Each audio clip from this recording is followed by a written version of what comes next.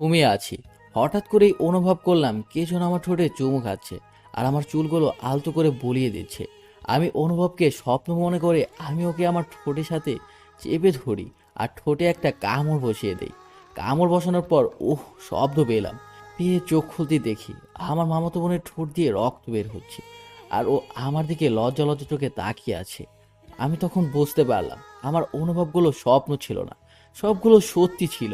আমি ধমকে সুরে বললাম, তুমি এইখানে কি করছো? আর ঠোঁট দিয়ে রক্ত বের হচ্ছে কেন?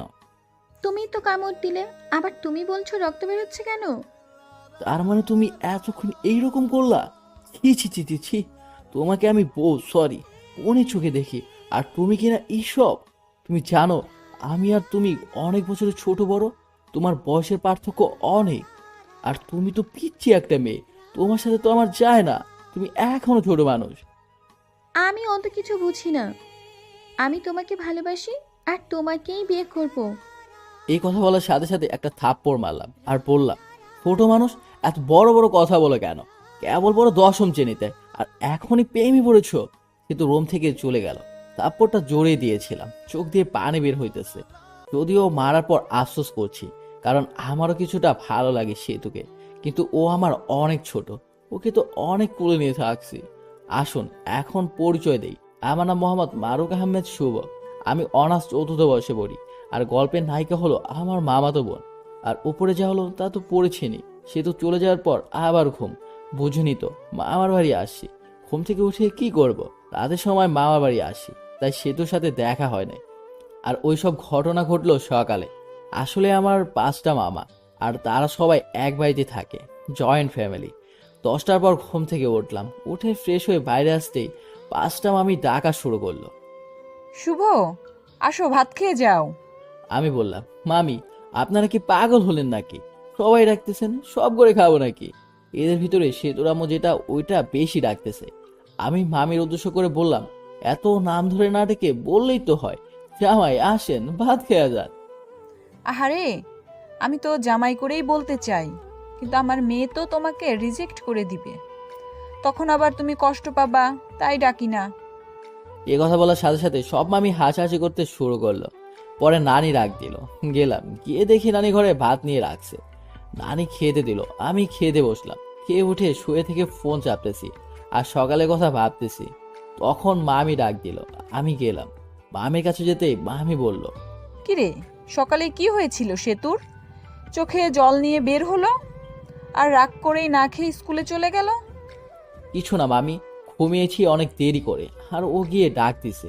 ওর ডাক শুনে আমি জোরে ধমক দিছি, তাই হয়তো। আমি পাঠিয়েছিলাম ডাকতে, ভাত খাওয়ার জন্য। আচ্ছা, যা হইছে, তোকে তোর মামা একটু স্কুলের পাশে গিয়ে ডাক দিতে বলেছে। যা। আমি ভাবতে লাগলাম, মামা কেন স্কুলে গিয়ে ডাকতে বলল। আসলে আমার মামা হাই স্কুলের মাস্টার। পরে গোসল করে রেডি হয়ে নানুর কাছে গেলাম। গিয়ে মিষ্টি সুরে বললাম, ও নানি দেও, ও নানু দেও। টাকা নেই আমার কাছে। আমি কি চাকরি করি? টাকা কই পাবো? আরে ভাই, ভাবছেন আমি ফকির? আরে না, কিন্তু ফ্রিতে টাকা নিয়ে খরচ করলে দরদ লাগে না। পরে অনেক কষ্ট করে টাকা নিয়ে গেলাম মামার স্কুলের দিকে। বেশি দূরে না, কাছেই মামার স্কুল। পরে স্কুলের মাঠে গিয়ে মামাকে গিয়ে ফোন দিলাম। ফোন দিয়ে বললাম, মামা আসতে বলেছিলেন। অফিস রুমে আছি, তুমি আসো। আমি গেলাম, গিয়ে সালাম দিলাম, রুমের ভিতরে গেলাম। মামা বলেন। একটা কাজ করে দিবা আমার হয়ে? এইরকম ভাবে বলছেন কেন? কাজ দেন, একটা 10টা করে দেব। তুমি তো জানো আমার মেয়ের রাগ কি রকম। সেতুকে বলেছিলাম ওকে আজকে শপিং করিয়ে দিব, কিন্তু স্কুলের একটা কাজের জন্য নিয়ে যেতে পারবো না। তুমি একটু শপিং করিয়ে নিয়ে আসো। ঠিক আছে মামা। মনে মনে, আমার টাকার 12টা বাজবে আজকে। এই নাও টাকা। লাগবে না মামা, আমার কাছে আছে। যেভাবে দিচ্ছি ওভাবে নিও, কথা বলো কেন? বাইরে মনে হয় সেতু আছে, ডেকে শপিং এর কথা বলে চলে যাবে। মামা টাকা দিয়ে 5,000 দিয়েছে। পরে সেতুকে দেখলাম বান্ধবীর সাথে গল্প করছি। আমি স্কুলে পড়াশোনা করছি, তাই সবাই চেনে। কেউ কিছুই বলে না। সরাসরি সেতুর কাছে গিয়ে ডাক দিলাম। প্রথম ডাক দেওয়ার পর শুনলো না। পরে বললাম, মামা টাকা দিয়েছে তোমাকে শপিং এ নিয়ে যাওয়ার জন্য। না গেলে থাক, টাকা মেরে দিব। আর কম দামি ড্রেস এনে বলবো এইটা কিনেছে। আমি এসব বলছি আর সে তোর বান্ধবীগুলো আমার দিকে হা করে তাকিয়ে আছে। পরে সে তোর বান্ধবীদের দিকে লক্ষ্য করে দেখলো সবাই হা করে তাকিয়ে আছে আমার দিকে। এটা দেখে সে তো রেগে ওর বান্ধবীদেরকে বলল, ওভাবে দেখিলে আপনি ওই চিকেনার শুধু আমার, ওর আর আমার বিয়ে ঠিক হয়েছে। এর কথা শুনে ওর এক বান্ধবী বলল, সে তোর বান্ধবী বলল, আমি তো ভাইয়ের সাথে কালকেও কথা বলছি, ভাইয়া তো বললো বিয়ের জন্য পাত্রী খোঁজা হচ্ছে। আরে তোমাকে বলছি মানে? আর তোমাকে তো আমি চিনি না। ভাইয়া আমার আইডির নাম হলো মেয়ে আমি বন্দনা। ওহ, তুমি সে মেয়ে, সে তোকে রাগানোর জন্য। তোমার সাথে কথা বলার সময় ভেবেছিলাম তুমি হয়তো সুন্দরী না, কিন্তু এখন থেকে মনে হচ্ছে আসমান থেকে পরি নেমে এসেছে। এটা বলে সেতুর দিকে তাকাতেই দেখি সেতু আমার উপর রাগে কটমট করছে, মনে হচ্ছে আজ তো খেয়ে ফেলবে। ভাইয়া এইভাবে বলিয়েন না, আমার তো লজ্জা লাগে। এটা বলার সাথে সাথে সেতু যত রাগ আমার উপর উঠেছিল সব রাগ ওই মেয়েটির উপর ছাড়বে। ইতি দাঁড়া, তোর রাগ ছোটাচ্ছি। এটা বলে গিয়ে ইতিকে স্কুল ব্যাগ দিয়ে বাড়ি শুরু করলো আর বলল, শালা, তুই আর আমার হবু স্বামীকে মেসেজ দিবি না, যদি দাস তাহলে তোর 24টা বাজাবো। এটা বলে আমার দিকে আস্তে আস্তে বলতে লাগলো, তুই আর আজে বাজে মেয়ের মেসেজ রিপ্লাই দিবি না, আর ব্লক করে দিবি। আমি নিশ্চুপ হয়ে শুনলাম, আর কিছু বলে আমাকেও ব্যাগ দিয়ে বাড়ি শুরু করতো। স্কুল থেকে সরাসরি শপিং মলের দিকে রওনা দিলাম। স্কুল থেকে বের হয়ে অটো ডাকলাম। অটোতে যাবো না, রিক্সাতে যাব, তুমি রিক্সা ডাকো। রিক্সায় গেলে শরীরের সাথে শরীর লাগবে, আর মানুষ দেখলে প্রবলেম হতে পারে। আমরা প্রেম করি তাই এক রিক্সাতে যেতেই পারি, লোকে কি বলে বলুক তাতে আমার যায় আসে না। পাগল হয়েছে নাকি? আমরা প্রেম করলাম কবে? আচ্ছা বাদ দাও ওসব, রিক্সা ডাকো, শপিং করতে যাব। পরে বাধ্য হয়ে রিক্সা নিয়ে শপিং এর উদ্দেশ্যে বের হলাম। রিক্সায় অনেক বিরক্ত ফিল হচ্ছে, কারণ সেতু শপিং এ যাওয়ার আগ পর্যন্ত রিক্সার ভেতর আমার হাত ধরেছিল, মনে হইতাছে স্বামী স্ত্রী যাচ্ছি। পরে শপিং মলে আসলাম, এটা কিনে ওটা কিনে কিনে আর কোনো শেষই নেই। মামার টাকা দিছিল 5,000, আর কিনতে মোট খরচ হলো 7,000। 2,000 টাকা আমার পকেট থেকে গেল। টাকার জন্য মনটা খারাপ হয়ে গেল। ভাই রে ভাই, মেয়েদের নিয়ে কখনো শপিং করতে যাইস না, জীবন তেনা তেনা বানায় ফেলাই দেয়। শপিং করা শেষ হলে বাড়ির উদ্দেশ্যে রওনা দিলাম। শপিং করতে করতে 3টা বেজে গিয়েছিল। সময়ের দিকে খেয়ালই ছিল না, ক্ষুধাও লাগছে, তাই ভাবলাম রেস্টুরেন্টে গিয়ে কিছু খেয়ে নেই। সেতুকে বললাম, সেতুও রাজি হয়ে গিয়েছে। দুজনে খেয়ে বসলাম। রেস্টুরেন্টে ঢোকার সাথে সাথেই কে যেন মেইলি কণ্ঠে শুভ বলে ডাক দিল। আমি এদিক ওদিক তাকাতেই দেখি কেউ নাই। তখনই আমার সামনে থেকে ডাক আসতেছে, কিন্তু চিনতে পারছি না, মুখটাও ভালো করে দেখা যাচ্ছে না। একটু এগিয়ে গিয়ে দেখি আমার প্রাইমারি এবং হাই স্কুলের বান্ধবী জুলেখা। আমি জুলেখাকে দেখে অনেক খুশি হয়ে গেলাম। পরে ভালো মন্দ জিজ্ঞেস করলাম, কুশল বিনিময় করলাম। পরে আমি জুলেখার পাশেই বসলাম, আর সেতু জুলেখার বান্ধবীর পাশে বসতে বললাম, কিন্তু সে তো দাঁড়িয়ে আছে, তাও আবার রাগে দৃষ্টিতে। কি হলো বস? কে রে মেয়েটা? আমার মামা তো। আর বলতে পারলাম না। আমি ওর হবু বউ, আর এখন ওর প্রেমিকা। আর আপু, আপনি আপনার বান্ধবীর পাশে বসুন, আমি আর উনি একসাথে বসবো। আপনার সাথে বসলে আমার ভালো লাগবে না, উঠুন, উঠে এই পাশে আসুন। অনেক মানুষ, তাই কিছু বলতেও পারছি না। তাই সেতুর কথা মতোই চলতে লাগলাম। আমি আর সেতু বসলাম এবং জুলেখার ওর বান্ধবী বসলো। খাবারের অর্ডার দিল। খাবার আসতে সেতু উঠে হাত মুখ ধুতে গেল। কি রে, কবে থেকে শুরু করলি? আরে ওসব কিছুই না, আমার মামাতো বোন আমাকে অনেক ভালোবাসে, তাই এরকম করে। সামথিং সামথিং মামা। এর মধ্যে সেতু চলে এসেছে, তাই চুপ হয়ে গেলাম। টেবিলে খাবার দিয়ে গেছে, খাবার খাওয়া শুরু করলাম। খাবার খেতে খেতে জুলেখা সেতুকে জ্বালানোর জন্য বলতে লাগলো, শুভ্র, তুই তো অনেক শুকিয়ে গেছিস, আয় তোকে খাইয়ে দিই। স্কুলে থাকতে তো অনেক খাইয়ে দিয়েছি, হায় স্কুল পাশ করে চলে গেলি আর খাইয়ে দিতে পারি নাই। কি বলিস এসব? তুই কবে খাইয়ে দিলি? মিথ্যা বলিস কেন? একটা চোখ মেরে জুলেখা বলল। গার্লফ্রেন্ডের সামনে অত বোকা সাজতে হবে না। কিন্তু আমার দিকে অগ্নিদৃষ্টিতে তাকিয়ে আছে, মানুষের জন্য কিছু বলতে পারছে না। ওই ওঠ, আর খেতে হবে না, অনেক খেয়েছিস, চল বাড়ি চলে যাব। খাওয়া তো হয় নাই, এখনই যাবো মানে? যাবে কি না বলো? না গেলে ফুপু আম্মুকে বলে দিব তুমি শুধু মেয়েদের সাথে মিশো আর মেয়েদের সাথেই কর। আমি বুঝতে পারছি, চলো খেতে হবে না। ওঠার আগে সে তো জুলেখাকে বলল, টাকা দিয়ে দিন। সুলেখা শুধু তাকিয়ে তাকিয়ে দেখছে। পরে রেস্টুরেন্ট থেকে চলে এসে রিক্সা নিয়ে বাড়ির দিকে রওনা দিলাম। রিক্সা ওঠার সাথে সাথেই সেতু বলা শুরু করলো। সেতু বলল, তুমি এত লুচ্চা কেন? আমি লুচ্ছা মানে? কি লুচ্চামি করছি তোমার সাথে? হ্যাঁ, সকালে এত জোরে কিস করছো যে আমার ঠোঁটটাই কেটে গেছে। আবির, ওই মেয়ে নাকি তোমাকে ভাত খাইয়ে দিয়েছে? ছি ছি, আমরা তো কাউকে তো কিছুই খাইয়ে দিই না। তুমি ছোট থাকতেই খাইয়ে দিচ্ছ।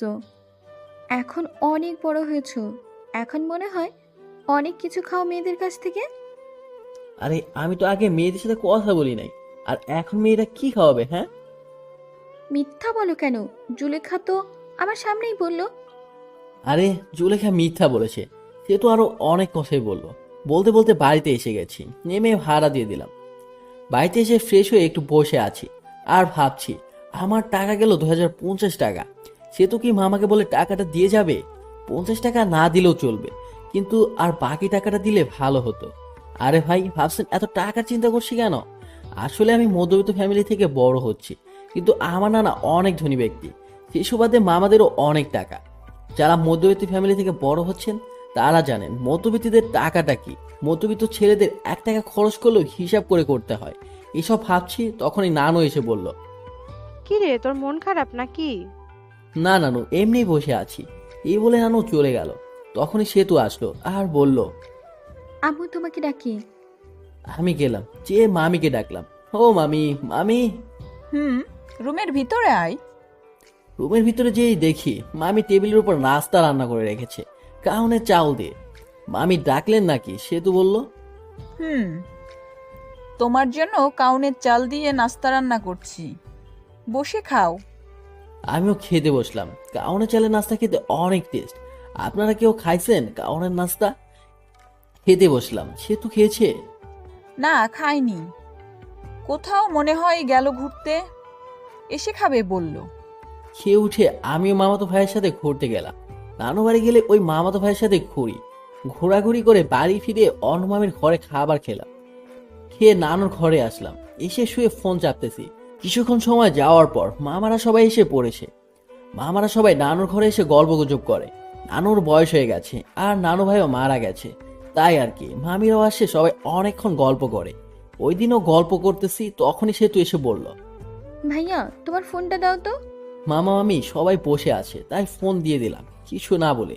আমরা গল্প করতেছি। সেতু তো মোবাইল পেয়ে প্রথমে ঢুকলো মেসেজে। ঢুকে দেখে অনেক মেয়ে মেসেজ দিছে।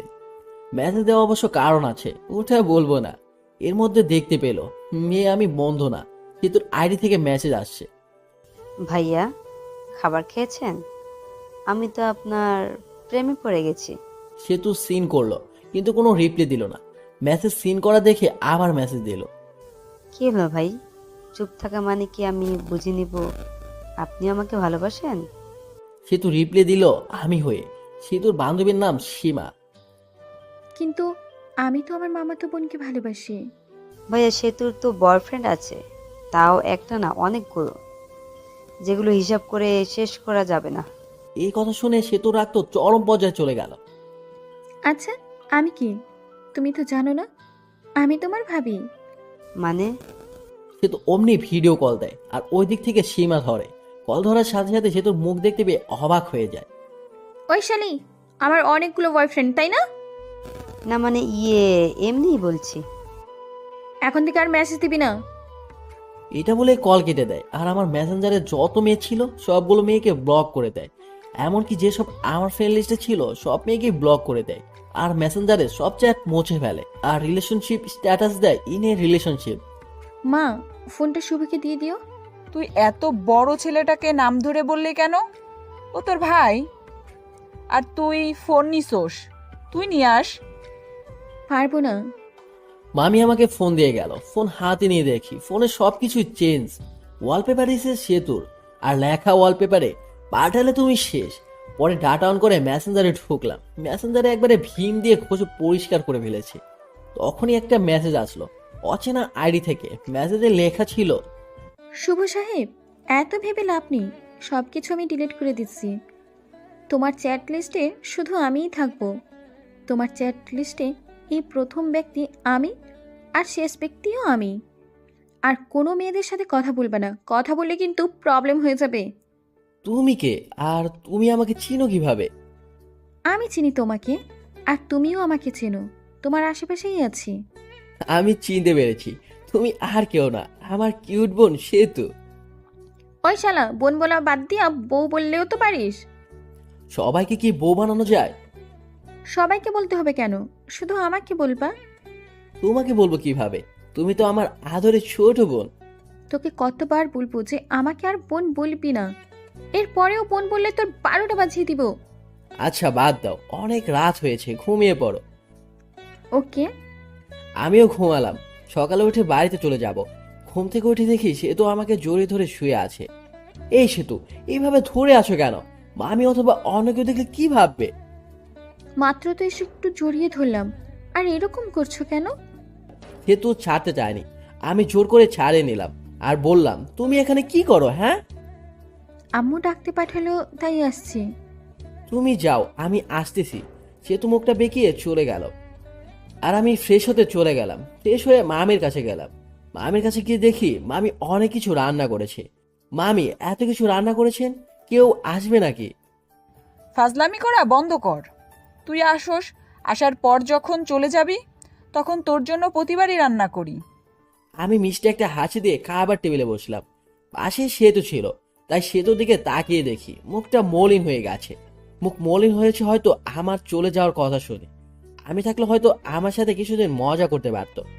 রংপুর কবে চলে যাবে? মজা করার জন্য। বিয়ে না করে যাবো না মামি, আব্বু পাত্রী দেখছে। ও মা, তাই নাকি? চোখের সামনে পাত্রী থাকতে আবার পাত্রী খোঁজা লাগে? কিরে সেতু, মনে মনে কি বলিস? আসলেই কি বিয়ে করবি? আপনিও না মামি, বিয়ে করলে আপনারা জানবেনই তো। খাবার খেয়ে রুমে এসে কাপড়গুলো ব্যাগে তুলছি, তখনই সেতু আসলো আর বলল, তোমার সাথে কিছু কথা আছে। আমি শুনতেছি, বল। আমার হাত ধরে নিয়ে গিয়ে খাটের উপর বসালো আর সেতু আমার সামনে দাঁড়িয়ে আছে। কিছু সেকেন্ড দাঁড়িয়ে থাকার পর সরাসরি আমার ঠোঁট দুটো লেপটে নিল ওর ঠোঁটের সাথে। কিছুক্ষণ পর ছেড়ে দিল আর বলল, আমি তোমাকে অনেক ভালোবাসি, তোমাকে ছাড়া আমি বাঁচবো না। আই লাভ ইউ শুভ। আমি স্তব্ধ হয়ে আছি, কি উত্তর দিব ভাবতে পারছি না। আমিও সেতুকে ভালোবাসি, কিন্তু আমাদের বাস্তবতা অনেক কঠিন। আমার মামারা আমাকে অনেক বিশ্বাস করে। উত্তর দাও, কি হলো? সেতু, তুমি পাগলামি করছো কেন? তোমার আমাদের সাথে যায় না, আর আমাদের সম্পর্কে কেউ মেনে নেবে না। মাঝখান থেকে আমাদের যে মধুর একটা সম্পর্ক আছে, এটা নষ্ট হয়ে যাবে। আর আমার মামা মামিদের ভালোবাসা থেকে বঞ্চিত হতে চাই না। আর তোমাকে ভালোবেসে তোমাকে নিয়ে হয়তো পালিয়ে গেলাম। পালিয়ে গেলে মামা মামিদের কাছ থেকে আগের মতো ভালোবাসা পাবো না। আর তোমরা উচ্চ ফ্যামিলির মেয়ে, আর আমরা নিম্ন মধ্যবিত্ত ফ্যামিলির ছেলে। তোমার আব্বুকে বললেও সে কখনোই কোনো কারণেই রাজি হবে না। এর ভিতরে একটা কারণ হলো আমরা নিম্ন মধ্যবিত্ত। আর আমার আরেকটা সমস্যা আছে, যেটার কারণে আমি কোনোদিন হয়তো বিয়েও করতে পারবো না। ওই সমস্যার কারণ শুনলে তোমার আব্বু আম্মু কেউই রাজি হবে না। আশা করি তুমি বুঝতে পেরেছো।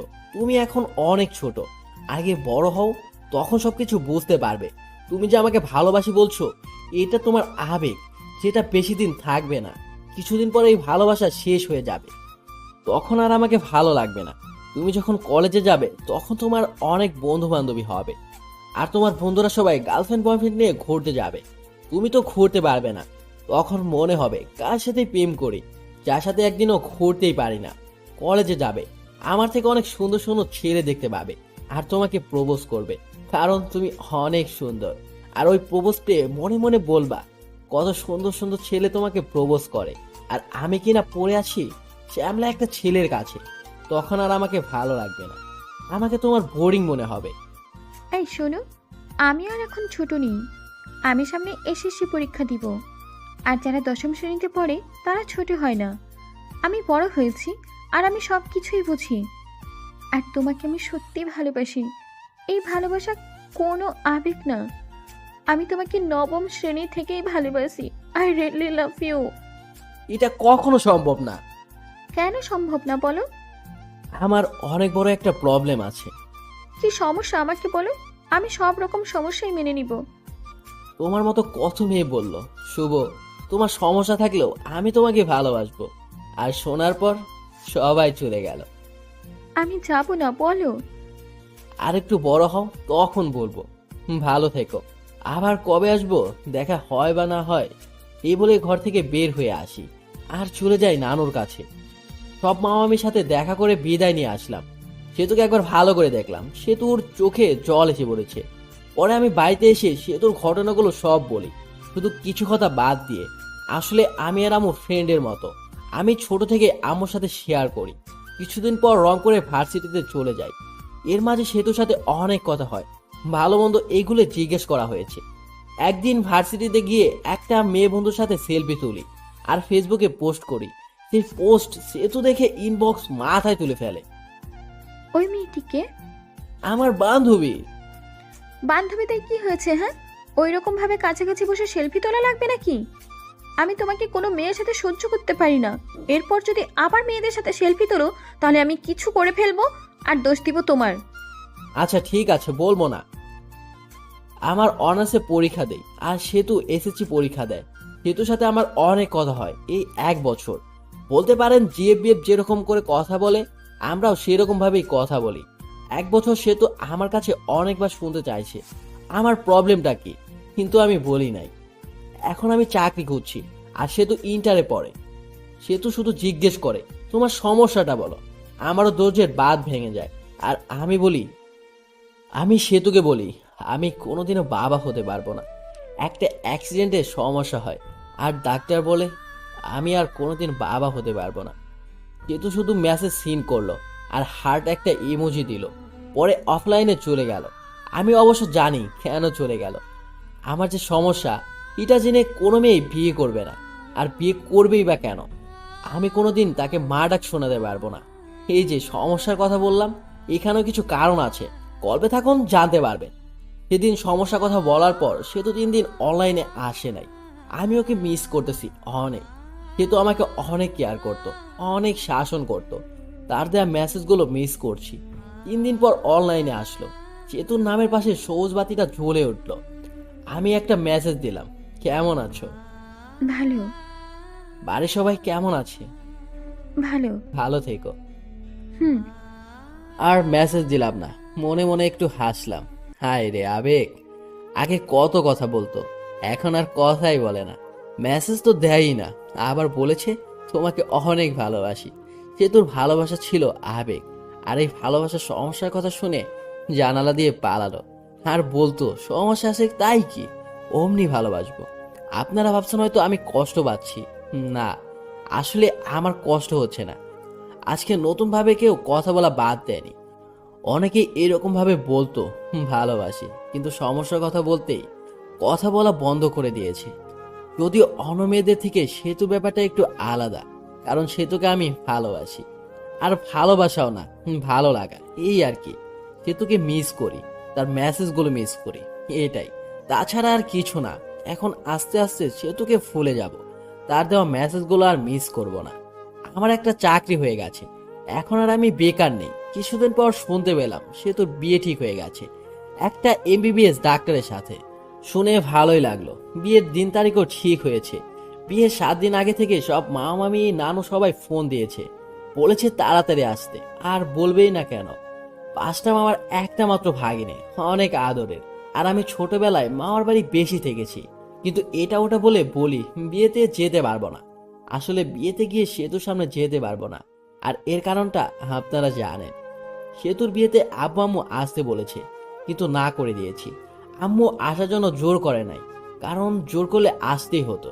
কারণ আম্মু উপরের কথাগুলো সব জানে। আমার জীবনের সব ঘটনা আম্মুর সাথে শেয়ার করি। বিয়ের 4 দিন আগে সেতু মেসেজ দিয়েছি। ভাইয়া, বিয়ে আসবে না কেন? আসলে 1 বছর কথা বলার পর তোমাকে ভালোবেসে ফেলেছিলাম, আর তুমি মাঝপথে ছেড়ে দিলে। সবকিছুই সম্ভব, কিন্তু নিজের চোখের সামনে ভালোবাসার মানুষের বিয়ে দেখা সম্ভব না। আপনাকে দিয়ে যদি আমি মা না হতে পারি, তাহলে বিয়ে করে লাভ কি? আপনাকে তো কেউ বিয়ে করবে না। আমি আর কিছু না বলে হাসির একটা ইমোজি দিয়ে অফলাইনে চলে গেলাম। বিয়ের 2 দিন আগে রুমে বসে আছি বলে ভুল হবে। অফিসে যাওয়ার জন্য রেডি হচ্ছি, তখন দেখি মামা দরজার সামনে দাঁড়িয়ে আছে। আমি সালাম দিয়ে বললাম, আরে মামা কখন আসলেন? এই জায়গায় বসেন। আমি বসতে আসিনি, তোমাকে নিতে এসেছি, চলো। মামা, নতুন নতুন অফিসে জয়েন করেছি, আর ছুটি দিবে না, আর এভাবে গেলে চাকরি থাকবে না। তোমাকে কি কেউ কিছু বলেছে? তোমার মামি কি কিছু বলেছে বলো? না মামা, মামি আর কি বলবে? তাহলে চলো, তোমার অফিসে যাব, আমি ছুটি নিয়ে দেব। পরে বাধ্য ছেলের মতো মামাকে নিয়ে গেলাম অফিসের সামনে। অফিসের সামনে গিয়ে মামা কাকে যেন ফোন করলো। পরে অবশ্য বুঝতে পারলাম তার বন্ধুকে ফোন দিয়েছে। কিরে, কি অবস্থা? ওই পাশের লোকটি কথা শুনতে পারলাম না। আমি তোর অফিসের সামনে দাঁড়িয়ে আছি। লোকটি কি বললো শুনতে পেলাম না। কিছুক্ষণ পর দেখি আমাদের অফিসের বস বের হয়ে আসলো। বসকে আসতে দেখে সালাম দিলাম। ওয়ালাইকুম আসসালাম। শুভ আমার ভাগিনা, ওর ছুটি লাগবে। আরে শুভ তোর ভাগিনা হয়, আগে বলবি তো, বললে আগেই ছুটি দিয়ে দিতাম। শুভ ছুটি চেয়েছিল কিন্তু দেই নাই, আরো বকা দিছি। এখন তো জানলি, ছুটি দিবি না চলে যাব আমি? আরে তুই আসছিস, ছুটি না দিয়ে পারি বল? চল কিছু খাই। চল। পরে একটা রেস্টুরেন্টে গিয়ে খেতে বসলাম। তা শুভ কি কিছু কাজ পারে না পারেই না? পারে, কিন্তু নতুন তো তাই মাঝে মাঝে সমস্যা হয়, কিন্তু পারফরমেন্স ভালো, আগাতে পারবে। হঠাৎ করে আসলি, ফোন দিয়ে আসতি, তোর ভাবি শুনলে খুব খুশি হতো। সময় নাই রে, এখন দুইটা কাজের জন্য এসেছি। এক হলো তোর সাথে দেখা করা, আর এক ভাগিনাকে নিতে। মামা একটা কার্ড বের করে দিল আর বলল, বিয়ের দিন চলে যাস, আমার মেয়ের বিয়ে, আর কোনো কিন্তু চলবে না, বলে দিলাম। ঠিক আছে, চলে যাব। তাহলে আজকে উঠি রে, বাড়িতে অনেক কাজ, বুঝতেই তো পারছিস। আচ্ছা যা। আমরা চলে আসলাম। এসে সরাসরি নানুর বাড়ি। নানুর বাড়ি অনেক মানুষ, সবাই আমাকে দেখে কাছে আসলো, সবাই কথা বললো। কিছুক্ষণ পর আমার ছোট কিউট বোনটা আসলো আর বলল, আমার জন্য কি নিয়ে আসছো? কিছুই না। তোমার সাথে কথা নাই, যাও। ঠিক আছে না? নীলা আম্মুকে চকলেট দেয়। পরে ছোট বোন চকলেটটা নিয়ে দৌড় দিল। আমি আম্মুর সাথে কথা বললাম, বলে ফ্রেশ হয়ে কিছু খেয়ে নিলাম। সেতুর সাথে এখনো দেখা হয়নি, অনেক খুশিতে আছে মনে হয়। বিয়ের সব আয়োজন কমপ্লিট করা হলো। বিয়ের দিন আমি যেটা ভাবিনি ওইটাই হয়েছে। বিয়ের দিন যেটা ভাবি নাই ওই কাজটাই হয়েছে। আরে ভাই, যেটা ভাবছেন ওইটা হয় নাই। আপনারা ভাবছেন সেতুর সাথে আমার বিয়ে হবে, কিন্তু বিয়ে হবে না। আসলে আমি মেয়েদের উপরে কোনোদিনও ক্রাশ খাই নাই, বলতে পারেন কাউকে প্রথম দেখায় ভালোবেসে ফেলিনি। কিন্তু সেতুর বিয়েতে একটা মেয়েকে দেখি, যাকে দেখে পুরাই ফিদা হয়ে যায়, ভালোবেসে ফেলেছি। কিন্তু মেয়েটিকে চিনি না। মামার বাড়ি আত্মীয়দের যতগুলো মেয়ে আছে সবগুলোকে চিনি, কিন্তু এই মেয়েকে চিনলাম না। অত ভেবে লাভ নাই শুভ, আগে ভাব মেয়েটাকে কিভাবে পটানো যায়। যেভাবে হোক বিয়ের কয়েকদিনের ভিতরেই পটাতে হবে, না পটাতে পারলে হাত ছাড়া হয়ে যাবে। যেই ভাবা সেই কাজ। দেখতে পেলাম মেয়েটা একাই বসে আছে। আমি তার কাছে গিয়ে বসলাম। বসে থেকে বুকের বাম পাশে হাত দিয়ে বলতে লাগলাম, উহ, আহ, উহ, আপনার কোনো সমস্যা হয়েছে? ডক্টরকে ডাক দিতে বলবো? উহ, আহ, ইস। দেখতে পাচ্ছেন না বুকের বাম পাশে চিনচিন ব্যথা করছে? ডাক্তারকে ফোন করব? এই ব্যথা ডাক্তার দিয়ে ভালো হবে না। এই ব্যথা ভালো হতে হলে আপনাকে লাগবে গো, আপনাকে। আরে, আপনি এসব কি বলেন? আপনি কি পাগল হয়ে গেছেন নাকি? তোমার জন্য যদি প্রেমে পড়ে পাগল হতে হয় তাও হব। কি বলেন এসব? এটা বলে মেয়েটি চলে গেল। আমি ও চলে যাওয়ার দিকে তাকিয়ে রইলাম। ধ্যান ধরে বসে আছি, তখনই মামা বলল, শুভ, এই কাজটা করতো। কাজ করতে চলে গেলাম। কিন্তু ওই মেয়েটির মায়াবী চোখ, এলোমেলো চুল, এত সুন্দর চাহনি, মিষ্টি হাসি, সব মিলে পুরাই জোস। ভাবতে লাগলাম নামটা কিভাবে শোনা যায়। বাড়িতে যতগুলো লোক আছে তাদেরকে খাবার দিতে হবে, আর আমার দায়িত্ব হলো টেবিলে ঘুরে ঘুরে দেখা। টেবিলের উপর সবকিছু রাখা হবে, সব আত্মীয়দের যা কিছু খাবে সবকিছু নিয়ে খাবে, ওইটাই দেখা লাগবে। কোন জায়গায় তরকারি শেষ হলো, পানি শেষ হলো, কারো খেতে প্রবলেম হচ্ছে কিনা। এত কাজ, আর বিয়ে বাড়িতে এত মেয়েদের মাঝে আমার চোখ শুধু ওই মেয়েটিকেই খুঁজে। বিয়ে বাড়িতে মেয়ে পটানো আর কথা বলার জন্য একেবারে পারফেক্ট জায়গা। অবশেষে সবাইকে খেতে দেওয়া হলো। অনেকেই আসলো, কিন্তু ওই মেয়েটি আসতেছে না। কিছুক্ষণ পর সেতুর বড় বোনের সাথে ওই মেয়েটি আসলো। পরে খাবার পরিবেশন করা হলো। আমি আসতে সেতুর বড় বোনের নাম রিধি। রিধি আপু যে টেবিলে বসেছে ওই টেবিলে গেলাম। রিধু আপুকে বললাম, একা খাচ্ছ? একা খাবো কেন? এই যে কত মানুষ আমার পাশে। আচ্ছা, আমাকে সাথে নিয়ে খেলেও তো হয়, একটা মাংসের পিস খাইয়ে দাও। হাঁকর খাইয়ে দিচ্ছি। এই মেয়েটার নাম কি? কোন মেয়েটা? তোর ডান পাশেরটা। ও, ওর নাম হলো আফরিন, আর ও হলো... আর কিছু শুনতে জানি, নামটা দিয়ে চলবে। আচ্ছা, মেয়েদের নাম শুনে কি করবি? আবার প্রেমে পড়ে গেলি নাকি? আরফিন শুধু সবকিছু শুনতেছে আর অবাক দৃষ্টি দিয়ে দেখছে আর খাচ্ছে। কি যে বলো না তুমি। প্রেমে পড়ে কি করবি? ফুপিকে বলে একটা বিয়ে করে ফেল, বয়স তার কম হলো না? আর কিছুদিন গেলে বুড়ো হয়ে যাবি, বউ পাবি না। আরফিনের মতো সুন্দর একটা মেয়ে পেলে তো এখনই বিয়ে করে ফেলতাম। আরফিন একটু কাছে দিল। নিধি, কি বললি তুই? আর আমি এটা বলে ওখান থেকে চলে আসলাম। বেশিক্ষণ থাকলে প্রবলেম হয়ে যেত। সবার খাবার খাওয়া শেষ হলো, তখন মামা বলল, শুভ, তুমি কি কিছু খাইছো? না মামা। তুমি তাহলে নিধির রুমে যাও, খাবার পাঠিয়ে দিতেছি। কিছুক্ষণের পর সেতুর শ্বশুর বাড়ি থেকে লোক আসবে, তখন তার খাবার খেতে পারবা না। খাবার খেয়ে ভালো ড্রেস পরে নিয়ে এটা পরিবর্তন করো। গরমে ঘামের কারণে ড্রেসটা নষ্ট হয়ে গেছে। ঠিক আছে মামা। পরে চলে গেলাম নিধির রুমে। নিধির রুমে গিয়ে দেখি আরফিন আর কয়েকটা মেয়ে বসে ফোন চাপছে। আমাকে দেখে নিধি বলে উঠলো, কি রে বাদর, এখানে কি করিস? আরফিনের দিকে তাকিয়ে বললাম। তাকে না দেখে আর থাকতে পারলাম না। কাকে রে? বুঝবি না রে। আপনারা হয়তো ভাবছেন নিধির ঘরে খেতে যেতে বললো কেন। এখানে একটা কারণ হলো, বাড়িতে অনেক আত্মীয়।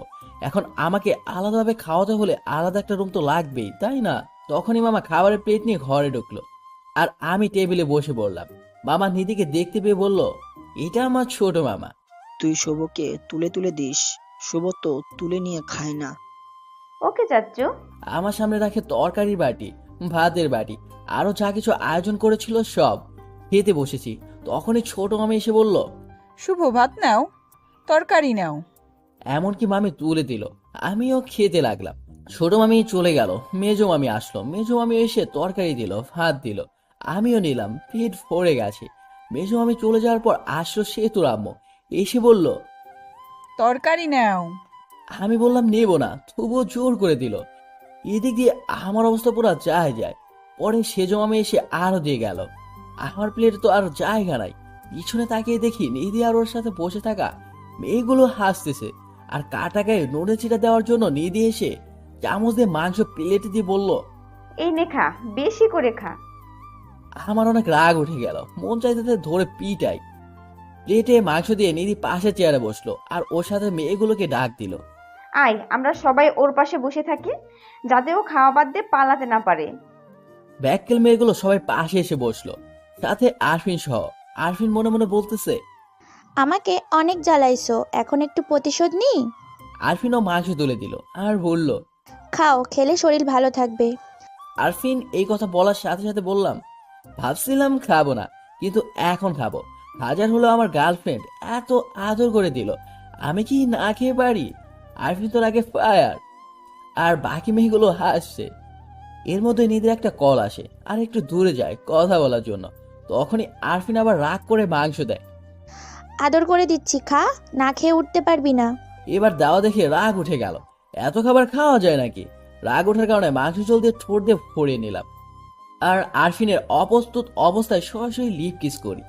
লিপ কিস করে দিলাম তোর পরে আর আরফিনের সামনেই যায়নি। কিছুক্ষণ পর সেতু শ্বশুরবাড়ি থেকে লোক আসবে, সেই জন্য সবকিছু আরো সুন্দর করে সাজানো হলো। কিন্তু যে সময় সেতু শ্বশুরবাড়ি থেকে লোকজন আসার কথা ছিল, ওই সময় পার হয়ে যাচ্ছে, কিন্তু কেউই আসছে না। তখন মামা কল করে ঘটকের কাছে। ঘটক মনে হয় কি যেন বলল, তা শুনে মামার চোখে পানি এসে পড়েছে এবং মামার মাথায় হাত দিয়ে বসে পড়ল। আমি আর সব মামারা এগিয়ে গেলাম, গিয়ে জিজ্ঞেস করলাম কি হয়েছে। মামা যা বললো তাতে তো আমার হুঁশ উড়ে যাওয়ার মতো অবস্থা। কথাগুলো হলো, সেতুর যার সাথে বিয়ে হওয়ার কথা ছিল সে নাকি অন্য মেয়েকে নিয়ে পালিয়ে গেছে। বাকি মামারা ওই মামাকে সান্ত্বনা দেওয়ার জন্য বলল, চিন্তা করিস না, আমরা তো আছি। সেতুর আব্বু উঠে আমার দিকে তাকালো আর বাকি মামারাও আমার দিকে তাকালো। তারপর মামারা কি যেন চোখাচোখি করে চলে গেল আমার আব্বুর কাছে। আব্বুকে কি যেন বলল, আব্বু হ্যাঁ হু করলো। পরে আম্মুর কাছে গিয়ে ওই কথাগুলোই বলল। পরে আম্মু আমার কাছে আসলো আর বলল সেতুকে বিয়ে করতে, কিন্তু আম্মু সেতু তো আমাকে পছন্দ করে না। তখনই আমার মামারা এসে পড়লো আর বলতে লাগলো, শুভ না করিও না, বুঝতেই তো পারছো। পরে আমিও রাজি হয়ে গেলাম। বর্ষাতে গিয়ে মণ্ডপে বসে পড়লাম। বিয়ে পড়ানো শেষ হলো। বরকনে একসাথে করে মিষ্টি মুখ করানো হলো। আর চোখে আরফিনকে দেখলাম। দেখি আরফিন মনটা খারাপ করে আছে। হয়তো আরফিনও ভালোবেসে ফেলেছিল আমাকে। যার কপালে যার নাম লেখা থাকে ঘুরে ফিরে সেই জীবন সঙ্গী হয়। পরে বিদায় নিয়ে চলে আসলাম আমার বাড়ি। আগে ফোন দিয়ে বলা হয়েছে ঘর সাজানোর জন্য, তাই ঘর সাজিয়ে রেখেছে। এসে বউ আগে ঢুকলো। কিছুক্ষণ পর আমি গেলাম। দেখি সেতু ঘোমটাতে বসে আছে। আমি গিয়ে একটু কাশি দিলাম। সেতু বসে আছে। কোনো সারা শব্দ না পেয়ে আমি গিয়ে সেতুর ঘোমটাটা তুললাম। তখন সেতু বলল, আপনার লজ্জা করে না হাঁটুর বয়সী মামাতো বোনকে বিয়ে করতে? আমি শকড হয়ে গেলাম। যখন প্রেম করতে চেয়েছিলে তখন এই কথা কোথায় ছিল? আর তোমাকে বিয়ে করতে চাইনি, তোমার বাপে বিয়ে করাই দিছে। আচ্ছা বলেন তো, আপনাকে বিয়ে করে লাভটা কি? আর আপনার সাথে থাকা আর কোলবালিশের সাথে থাকা একই কথা। আপনি তো কোনোদিন বাবা হতে পারবেন না। আমি কি ইচ্ছে করে এই রোগে আক্রান্ত হয়েছি? আল্লাহ এরকম চাইছে, তাই আমি বাবা হতে পারবো না। কত স্বপ্ন ছিল ডাক্তার বেটাকে বিয়ে করে 2টা বাচ্চা নিব, কত মজা করব, কিন্তু ডাক্তার বেটা অন্য বেটিরে নিয়ে ভাগ্যে গেল। কপাল খারাপ আমার। আমরা একটা বাচ্চা কিনে নিয়ে আসতে পারবো তো, তাই না? পালক নেওয়া, বাচ্চা নেওয়া আর নিজে গর্ভধারণ করা বাচ্চার মধ্যে অনেক পার্থক্য। আর আমি আপনার সাথেই তো থাকবো না, কিছুদিন যাক ডিভোর্স দিয়ে দিব। ডিভোর্সের কথাটা শুনে মনটা খারাপ হয়ে গেল। বাসর রাতে ডিভোর্সের কথা শুনতে হচ্ছে। কত স্বপ্ন ছিল এই রাতটা নিয়ে, কিন্তু স্বপ্নগুলো স্বপ্নই রয়ে গেল। বাসর রাতে কথা চিন্তা করছি, সেতুর দিকে তাকিয়ে দেখি সেতু ঘুমিয়ে গেছে। আমিও সেতুর পাশে শুয়ে পড়লাম। সকালে সেতুকে জড়িয়ে ধরে ঘুমিয়ে আছি। আমার ঘুম সেতুর আগেই ভেঙেছে, কিন্তু উঠি নাই, কারণ সেতুকে জড়িয়ে ধরে শুয়ে থাকতে ভালোই লাগছে। তখনই সেতুর ঘুম ভেঙে গেল। আর সেতু নিজেকে ছাড়ানোর চেষ্টা করছে, কিন্তু পারছে না। পরে সেতু এমন একটা কাজ করলো যে কাজটা আমি ভাবতেও পারি না। সেতু আমার থেকে ছাড়াতে না পেরে গালের ভিতরে চিমটি মারলো, আর আমি ওহ বলে উঠলাম। গালে হাত দিয়ে দেখি যে জায়গায় চিমটি দিয়েছে ওই জায়গা দিয়ে রক্ত বের হচ্ছে। এটা দেখে মেজাজটা খারাপ হয়ে গেল। লজ্জা করে না আপনার আমাকে জড়িয়ে ধরতে? যত সব ফালতু ছেলে। বউকে জড়িয়ে ধরে ঘুমালেই সব কিছু হয় না, সন্তান জন্ম দেওয়ার ক্ষমতা থাকতে হয়। আমি কি বলবো না বলবো খুঁজেই পাচ্ছি না। কথা বলার ভাষা হারিয়ে ফেলেছি। একজনের একটা সমস্যা থাকতেই পারে, তাই বলে কথায় কথায় এইরকম। কিভাবে বলবো? হ্যাঁ, তাড়াতাড়ি আমাকে ডিভোর্স দিবেন। এটা শুনে আরো মেজাজটা খারাপ হয়ে গেল। পরে একটা থাপ্পড় মারলাম। এত ডিভোর্স ডিভোর্স করস কেন রে? ডিভোর্স কি খুব ভালো জিনিস নাকি? ডিভোর্স দিলে আমার কিছুই হবে না। আর তোর সাথে ছেলেরা কথা বলবে, কিন্তু কেউ বিয়ে করার জন্য না, শুধু তোর দেহটা লুটার জন্য। এইগুলো বলে আমি বাইরে চলে আসলাম। বিয়েটা কিভাবে হলো তা তো আপনারা জানেনই, তাই আমাদের বাড়িতে বেশি আয়োজন নেই। আমার বন্ধু আছে আমার বাড়ির পাশে, ওর নাম রবি। আমি রবিদের বাড়িতে চলে গেলাম। মনটা ভালো ছিল না, তাই game mode do not disturb চালু করে গেম খেলা শুরু করলাম। আমি আর রবি। সেতুকে এইসব বলার পরে সেতু আরো রাগ করেছে। সেতু ফ্রেশ হয়ে বাইরে এসে সবার সাথে কথা বলছে। আম্মু আব্বু আমাকে খুঁজছে, কারণ সকালে একবারের জন্য আমাকে দেখে নাই। 12টার সময় গেম থেকে বের হয়ে দেখি 50টার মতো মিস কল উঠে আছে। দেখি আম্মু নাম্বার থেকে কল এসেছে, আব্বুও কল দিয়েছে, আরেকটা অপরিচিত নাম্বার। আমি রবিদের বাড়ি থেকে বের হয়ে বাড়ি থেকে হাঁটা ধরলাম, আর অপরিচিত নাম্বারটাতে কল ব্যাক করলাম। কল রিসিভ করেছে, কিন্তু কথা বলছে না। কি আপনি? হ্যালো, কিন্তু কথা বলে না। কিছুক্ষণ পরে বলল, আমি বলার পর চিনতে পারলাম সেতু কল দিয়েছে। এরপর কলটা কেটে দিয়ে দেখি বাড়ির কাছাকাছি এসে পড়েছি। বাড়িতে ঢোকার পরপরই আব্বু আম্মু এসে জিজ্ঞেস করলো কই গেছিলাম। রবিদের বাড়িতে গেছিলাম। এই কথা বলার সাথে সাথে শুরু হলো বকাবকি। আমি চুপচাপ সবকিছু শুনে ঘরে গেলাম। গিয়ে ফোনটা চার্জ দিলাম। ঘরে সেতু বসে আছে। আমাকে দেখে জিজ্ঞেস করলো, কই গেছিলেন এত সকালবেলা? কই গেছিলাম তুমি শুনে কি করবা? ফোনটা চার্জ দিয়ে বাইরে এসে পড়লাম। আমাদের বাড়িতে হালকা কিছু আয়োজন করা হয়েছে। সেতুদের বাড়ি থেকে 2-3 জন লোক আসবে আমাদের নিতে। আমি ফ্রেশ হয়ে ঘরে গিয়ে শুয়ে আছি, আর সেতু বসে ফোন চাপতেছে। ফোনটা চার্জে, তাই টিপতেও পারছি না। সেতুর দিকে তাকিয়ে আছি। ওরকম ভাবে তাকিয়ে থাকেন কেন? তখনই একটা ফোন আসলো। দেখি আমার বন্ধুর গার্লফ্রেন্ড এবং আমার ন্যাংটাকালের বান্ধবী ফোন দিয়েছে। নামটা মিথিলা।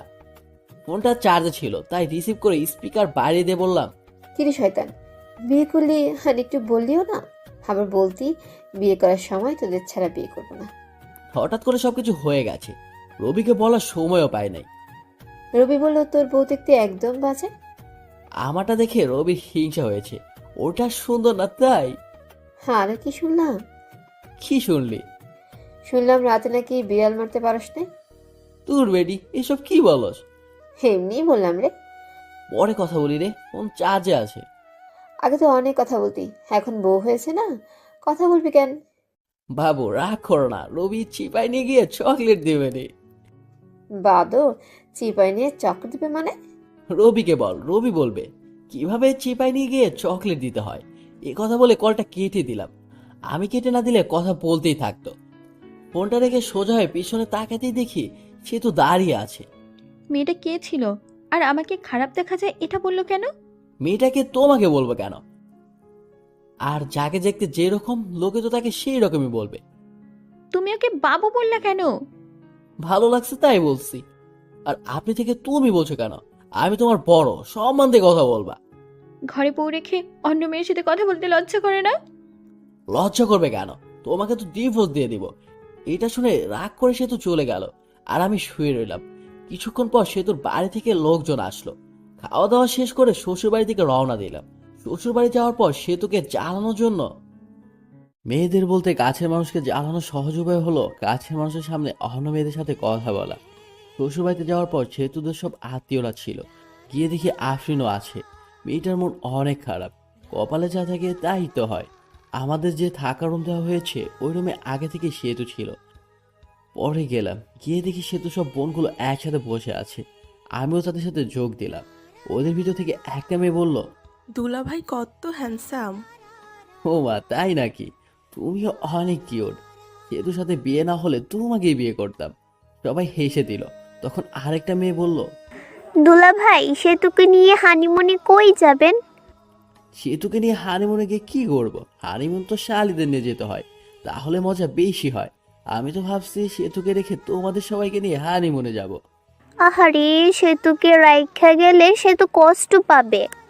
সেতু আনরোমান্টিক একটা মেয়ে। সেতুকে নিয়ে হানিমুনে গেলে টাকাটাই নষ্ট। তা না, তোমরা অনেক রোমান্টিক মনে হচ্ছে। সেতুর দিকে তাকিয়ে দেখি সে তো সাপের মতো ফস ফস করছে।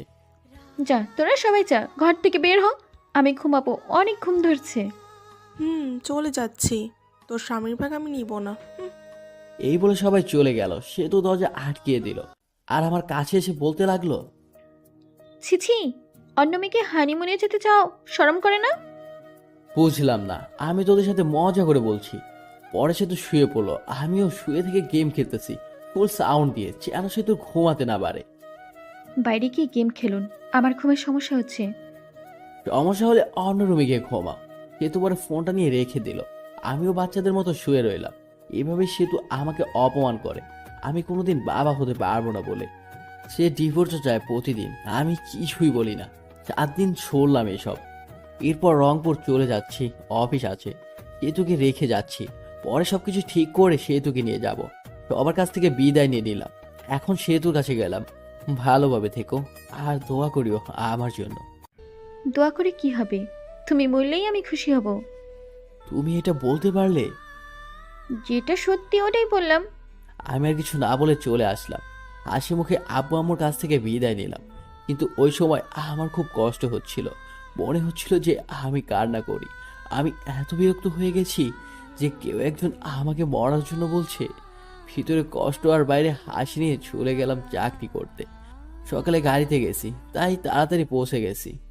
রাতে আম্মুর জায়গায় কল দিয়েছিলাম। আম্মুকে জিজ্ঞেস করেছি সেতুর কথা। সেতুকে ফোন দিছিলাম কিন্তু রিসিভ করেনি, কেটে দিছে। পরের দিন সকালে উঠে অফিসের জন্য রেডি হয়ে অফিসে গেলাম। যাওয়ার পরে পিয়ন এসে বলল, ম্যাডাম আপনাকে ডাকলো। আমি ভাবতে লাগলাম আগে তো স্যার ছিল, এখন ম্যাম কই থেকে আসলো। আমি ভাবাভাবি বাদ দিয়ে গেলাম। ম্যামের রুমের সামনে গিয়ে বললাম, ম্যাম আসতে পারি? আসেন। আমি ভিতরে গিয়ে ম্যামকে দেখে তো অবাক, কারণ ম্যাম আর কেউ নয়, বিয়ে বাড়ির সে আফরিন। আফরিনকে দেখে ভয় পেয়ে গেলাম। বিয়ে বাড়িতে যা কিছু করেছি চাকরি থেকে বের করে না দেয় আমায়। ভয়ে ভয়ে কাছে গিয়ে বললাম, আপনি আমাকে ডেকেছেন ম্যাম? তা কেমন আছেন? আর আপনার বউ কেমন আছে? আমি ভালো আছি, আমার বউও ভালো আছে। ভালো থাকলেই ভালো। ম্যাম সেদিনের ভুলগুলোর জন্য দুঃখিত, মাফ করে দিন। ওসব আমি ভুলে গেছি। আপনার বউকে সাথে নিয়ে এসেছেন? না, কিছুদিন পরে নিয়ে আসবো। নিয়ে আসলে আমাদের বাড়িতে নিয়ে যাবেন সময় করে। আপনি বসের কি হন? আপনার বস আমার বাবা হয়। এমনি আপনার সাথে দেখা এবং অফিসটা ঘুরে দেখতে এসেছি। ম্যাম তাহলে আসি, অনেক কাজ করতে হবে, অনেকদিন পরে আসলাম, দেখতেই তো পারছেন। এরপর কোনো দিন দেখা হলে ম্যাডাম বলবা না, নাম ধরে বলবা এবং তুমি করে বলবা। জি। পরে কেবিনে আসলাম, কেবিনে বসে কাজ করা শুরু করলাম। কাজ শেষ করে ম্যাচের দিকে রওনা দিলাম। আজকে অফিস ছুটির আগে বের হয়েছি, কারণ হলো একটা বাসা খুঁজে বের করতে হবে। ম্যাচে তো আর বউ নিয়ে থাকা যাবে না।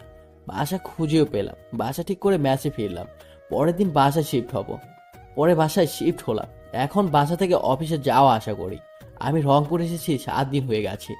এই 7 দিনে সেতুকে কল ও মেসেজ দিয়েছি, কিন্তু কোনো কিছুরই রিপ্লাই পাইনি। একদিন আমার আব্বু আম্মু এবং সেতুর আব্বু আম্মু সবাই মিলে একসাথে বসে গল্প করছিল। তখন সেতু সবাইকে প্রশ্ন করে, আম্মু, ওর কি কোনোদিন বড়সড় অ্যাক্সিডেন্ট হয়েছিল? না, শুভ খুব সাবধানে চলাচল করে। সবাই না করলো, কারণ আমার তো কোনো অ্যাক্সিডেন্টই হয়নি। কিন্তু ও বলল ওর একটা বড় অ্যাক্সিডেন্ট হয়েছিল, তারপর থেকে ও বাবা হওয়ার ক্ষমতা হারিয়ে ফেলেছে। তোমার সাথে মজা করে বলেছে এসব। ও তো কোনো ডাক্তার দেখানোর জন্য হাসপাতালেও যায়নি। আমি তো অনেক বড় ভুল করে ফেলেছি। কি ভুল? আমি তো শুভর কথা বিশ্বাস করে শুভর সাথে অনেক খারাপ ব্যবহার করেছি। শুভর কাছ থেকে ক্ষমা চেয়ে নিও, তাহলেই হবে। পরে সেতু ওইখান থেকে চলে আসে আর ঘরে এসে ভাবতে লাগে পুরনো কথাগুলো। এখন শুভকে কিভাবে পটানো যায় সেটাই ভাবতে হবে। শুভকে জানানো যাবে না যে আমি এসব জানি। শুভকে যখন আমি ভালোবাসার কথা বলেছিলাম, ও তখন বলেছিল এটা আবেগ। আমি তো কত কিছু বলেছিলাম, তারপর তো আমি কত খারাপ ব্যবহার করলাম। এখন শুভ কি আমায় মেনে নেবে? এখন শুভ ভালোবাসার কথা বললে কি ভাববে? শুভর সাথে তো আমি এই কয়দিন কথাও বলিনি। অনেকবার ফোন দিছে, আমি তোর ফোনই ধরি নাই। পরে তো আবার ফোন দিবেই, তখন কথা বলবো। এখন আমি আর সেতুকে কল দিই না। উকিলের সাথে কথা বলেছি ডিভোর্সের ব্যাপারে। সে যত দ্রুত সম্ভব উকিল কাজটা করে দিতে চেয়েছে। 7 দিন চলে যায়, তাও সেতু একবারও কল দেয়নি। সেতু আমাকে কল দেয়নি। সেতুর এখন আর ভালো লাগে না। সেতুর খুব ইচ্ছে হয় আমার সাথে কথা বলার। সেতু মিস করে ওই দিনগুলো, যে দিনগুলোতে আমাকে দেখতেই পারে নাই। আমাকে কত কিছু বলেছে। যখন সেতুর ফোনটা বেজে ওঠে তখনই সেতু মনে হয় আমি মেসেজ বা কল দিয়েছি, কিন্তু আমি কোনো মেসেজ বা কল দিইনি। সেতু আমাকে কল দিতে চায়, কিন্তু কোনো একটা কারণে মেসেজ বা কল দিতে পারে না। এখন আর আমার সেতুর কথা মনে পড়ে না। আমার প্রথম প্রথম অনেক কষ্ট হয়েছে, আর নিজেকে নিজেই দোষ দিই সেতুকে মিথ্যা কথাটি বলার জন্য। এদিকে সেতু সবসময় মনমরা হয়ে বসে থাকে, কারোর সাথে বেশি কথা বলে না, শুধু আমার কথাই ভাবে। আমার সাথে কথা বলতে মন চায়, কিন্তু পারে না। ধৈর্য ধরে থাকে যে আমি ফোন দিব, কিন্তু আমার নাম্বার থেকে কল আসে না। 1 মাস হয়ে গেছে আমার আর সেতুর মাঝে কথা হয় না। সেতু আর থাকতে না পেরে আমাকে কল দেয় রাতে, তাও আবার রাত 12টার সময়, যে সময় আমি ঘুমে মগ্ন হয়ে আছি। প্রথমবার ফোন বাজার পর ফোনটা রিসিভ করলাম না, কারণ আমার তো ঘুমই ভাঙেনি। পরের বার কল দিতেই ঘুম ঘুম চোখে দেখি একটা কল এসেছে। পরে নাম্বারটা না দেখেই কলটা রিসিভ করে বলি, হ্যালো। হ্যালো, কে? আমি। আমিটাকে? আমাকে চিনতে পারোনি? আমি সেতু। আরে বোন, কোন সেতু? আর এত রাতে ঘুমের ডিস্টার্বের জন্য কল করেছো কেন? আমি তোমার বউ সেতু। বউ কথাটা শুনে নাম্বারটা ভালোভাবে দেখলাম। সেতুই কল দিয়েছে। পরে ভাবতে লাগলাম, আব্বু আম্মুর কোনো কিছু হলো নাকি? এত রাতে ফোন দিয়েছে সেতু। আব্বু আম্মুর কিছু হয়েছে নাকি? ফোন দিয়েছো যে? আব্বু আম্মুর কিছুই হয় নাই, কথা বলার জন্য ফোন দিচ্ছি। ফাজলামি রাখো, বিয়ের সাথে ভেগে গেছো নাকি? আবার এখন প্রবলেম হয়েছে দেখে ফোন দিছো? আচ্ছা, কোনো কিছু ভেবো না, সরাসরি আমার এখানে চলে আসো, আমি সবাইকে ম্যানেজ করে নেব। ঘরে স্বামী থাকতে পালাতে যাবো কেন অন্য পুরুষের সাথে? আমি তো শুধু কাগজে কলমে। আচ্ছা বাদ দাও, কালকে অফিসে যেতে হবে, বাই। আর এত রাতে কল দিবে না, যত সব ফালতু। এটা বলে ফোনটা কেটে দেই আর বন্ধ করে ঘুমিয়ে পড়ি। এদিকে সেতুর মনটা আরো খারাপ হয়ে যায়। আমি কি এতটাই খারাপ ব্যবহার করেছি যে শুভ ভেবে নিয়েছে আমার বয়ফ্রেন্ড আছে? ছি ছি, আজকে নিজেকে নিজের উপর অনেক ঘৃণা হচ্ছে। আর ভাবে, আগে আমি মেসেজ দিতাম কথা বলার জন্য, ফোন দিতাম, আর এখন কথাই বললাম না। ঘুরে ফিরে আমাকে অপমান করলো। সারা রাত না ঘুমিয়ে পার করে দেয় আর ভেবে ডিসিশন নেয় আমার এখানে চলে আসবে। কারণ আমি বলেছিলাম বাসা ভাড়া নিয়েছি, আর আমি আসতেও বলেছিলাম। সকালে উঠে আব্বুর কাছে গিয়ে বলে, আপু আমাকে সুপার বাসায় রেখে আসেন আর আমি যাব, এটা ওকে বলবেন না। আব্বুও মেনে নেয় আর বিকালে গাড়িতে রওনা দেয়। আমার এখানে এসে আব্বু দরজায় কলিং বেলে চাপ দেয়। আমি তখন ভাবতে লাগলাম এই সময় আবার কি আসলো। অলসতা নিয়ে দরজাটা খুলতে যাই, দরজা খুলে তো আমি অবাক। আমি তখন আব্বুকে বলি, তোমরা আসবা বলবা না আমি বাস স্ট্যান্ডে আনতে দিতাম। সে তো বললো তোকে সারপ্রাইজ দিতে, তাই না জানিয়ে চলে আসলাম। আচ্ছা বসো, তোমাদের খাবারের ব্যবস্থা করি। আমি সেতুর সাথে কোনো কথাই বলি নাই, একবার তাকিয়ে দেখেছিলাম সেতু অনেক শুকিয়ে গেছে। মনে হলো অনেকদিন ধরে ঠিক মতো খাবার খায় না আর ঘুমায়ও না। সেতুকে দেখেও না দেখার ভান করলাম। সেতু আমার দিকে অসহায়ের মতো তাকিয়ে আছে। সেতুর দিকে লক্ষ্য না করে আমি খাবার কিনতে গেলাম। অবশ্য নিজেই রান্না করে খাই। আমার শরীরটা আজকে ভালো ছিল না, তাই রান্না করিনি। হোটেল থেকে খাবার এনে আমি আব্বু সেতু খেতে বসেছি। তুমি কি প্রতিদিন বাইরের কেনা খাবার খাও নাকি? না আব্বু, রান্না করে খাই। আজকে ভালো লাগছিল না, তাই রান্না করিনি। তোমরা আসবে জানলে রান্না করতাম। আরে ভাই, আমি সবকিছুই রান্না করতে পারি। এই সবকিছু রান্না আমার মা আমাকে শিখিয়েছে। খাবার খেয়ে আব্বুকে রুম দেখিয়ে দিলাম আর আমি আমার রুমে আসলাম। কিন্তু আগে থেকে আমার রুমে গিয়ে বসে আছে। আমার রুমটা অনেক সুন্দর করে সাজিয়ে রেখেছি। রুমটা এমনভাবে সাজিয়েছি যেটা লিখে প্রকাশ করতে পারছি না। ঘরে গিয়ে দেখি সে তো বিছানায় শুয়ে কার সাথে যেন কথা বলছে। কথা বলা দেখে জিজ্ঞেস করলাম, বিএফ এর সাথে কথা বলো নাকি? তখন সে তো ফোনটা রেখে বলল, আচ্ছা তোমার সমস্যাটা কি বলো তো? সেদিনও বিয়ের কথা, আবার আজকেও বলতেছো বিয়ের কথা। আমি এতটাও খারাপ না যে ঘরে স্বামী রেখে অন্য কারোর সাথে প্রেম করব। পরবর্তীতে এরকম কথা বলবেন না। আমি তো শুধু কাগজে কলমে, কিছুদিন পর তো ডিভোর্স হয়ে যাবে। ডিভোর্সের পর পটাতে হবে, তাতে সময় লাগবে। ডিভোর্সের পর যেন তাড়াতাড়ি বিয়ে করতে পারো সেজন্য হয়তো আগে থেকে পটিয়ে রাখছো। আর হ্যাঁ, তোমার জন্য একটা সুখবর আছে। আমি উকিলের সাথে কথা বলেছি, কিছুদিন পরে ডিভোর্স পেপার দিয়ে দেবে। তখন আর আমার মুখ দেখতে হবে না। ডিভোর্সের কথা শুনে সেতুর মুখটা শুকিয়ে গেছে আর সেতুর চোখে জল এসে পড়েছে। ওদিকে লক্ষ্য না রেখে বললাম, শুয়ে পড়ো, অনেক রাত হয়েছে। সেতু চুপচাপ অন্যদিকে শুয়ে পড়লো। আমিও কোলবালিশটা জড়িয়ে ধরে ঘুমিয়ে পড়লাম। সকালে ঘুম থেকে উঠে দেখি সেতু আমাকে জড়িয়ে ধরে ঘুমিয়ে আছে। জড়িয়ে ধরে আছে দেখে সেতুকে ধমক দিয়ে বললাম, আমাকে জড়িয়ে ধরেছো কেন? আমাকে জড়িয়ে ধরতে পারো না, কারণ আমার সন্তান দেওয়ার ক্ষমতা নেই। এটা বলে ওয়াশরুমে চলে গেলাম। পরে সেতু রান্না করলো, আমি বসে থেকে ফোন চাপলাম। খাবার খেয়ে আমি অফিসের জন্য বের হলাম আর আব্বু বলল চলে যাবে, তাই তাকে গাড়িতে উঠিয়ে দিতে বাস স্ট্যান্ডে গেলাম। আব্বুকে গাড়িতে তুলে দিয়ে আমি অফিসে গেলাম। অফিসে যেতে দেরি হয়েছে। অফিসে গিয়ে ডেস্কে গিয়ে বসতে বসতে পিয়ন এসে বলল, ম্যাডাম আপনাকে যেতে বলেছে। ম্যাডাম অনেকদিন পর আসলো। পরে গেলাম, গিয়ে নাম ধরে ডাক দিলাম, আফরিন কেমন আছো? ভালো, তুমি কেমন আছো? আর অফিসে আসতে দেরি করলে যে? আব্বু সেতুকে রাখতে এসেছিল, আব্বুকে গাড়িতে তুলে দিয়ে আসলাম, সেই জন্য দেরি হলো। ও, তোমার বউ এসেছে? কালকে আমার জন্মদিন, সেই জন্য আসছিলাম তোমাকে দাওয়াত দিতে।